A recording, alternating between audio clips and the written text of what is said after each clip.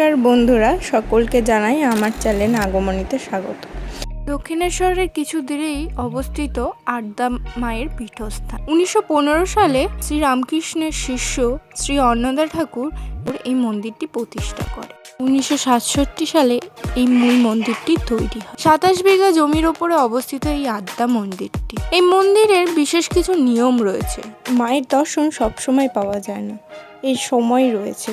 3টি সময়ে এই মায়ের দর্শন পাওয়া যায়। ভোর 4:30 থেকে 5টা, সকাল 10:30 থেকে 11টা, আর সন্ধে 7টা থেকে 7:30 পর্যন্ত। মন্দিরের ঠিক পাশেই রয়েছে রাধাকৃষ্ণের যুগল মন্দির।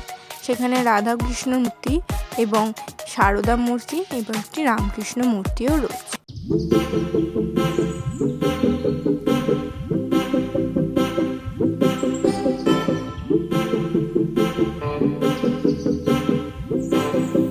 সঙ্গে রয়েছে পশুশালা, রয়েছে খরগোশ থেকে শুরু করে গরু, যত্ন সহকারে সেই পশুদের রাখা হয়।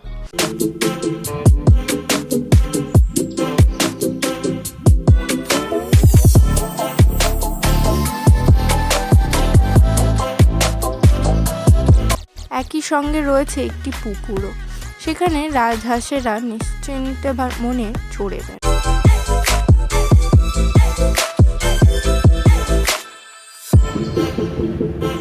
মন্দিরে রয়েছে ভোগের ব্যবস্থা। মাত্র 60 টাকা মূল্যে ভোগ পাওয়া যায়। ভোগের কুপন দেওয়া হয় সকাল 10টা থেকে দুপুর 12:30 পর্যন্ত, এবং ভোগ খাওয়া হয় সকাল 11:45 থেকে দুপুর 1টা পর্যন্ত।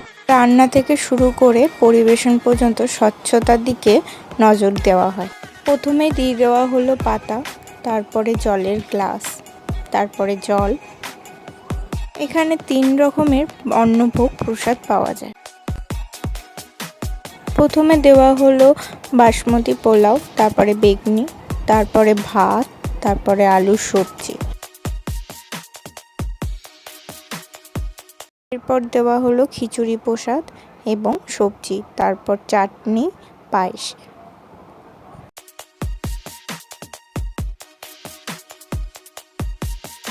তবে এই পর্যন্ত, নেক্সট ভিডিওতে আবার দেখা হবে।